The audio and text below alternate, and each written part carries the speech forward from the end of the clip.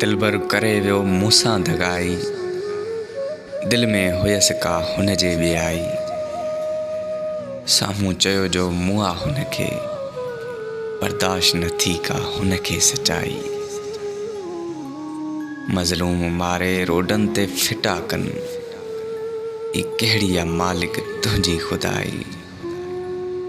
हशर वेल मिठड़ा कम कोन ईंदई, छो थो करीं यर ॿियनि जी बुराई। मतलब जा माण्हू थी विया सभई, कंहिंमें बि नाहे रही का वफ़ाई। ॾिनियूं जंहिंखे जायूं हुयूं जीअ में, तंहिं बि हिते यर दिलड़ी ॾुखाई।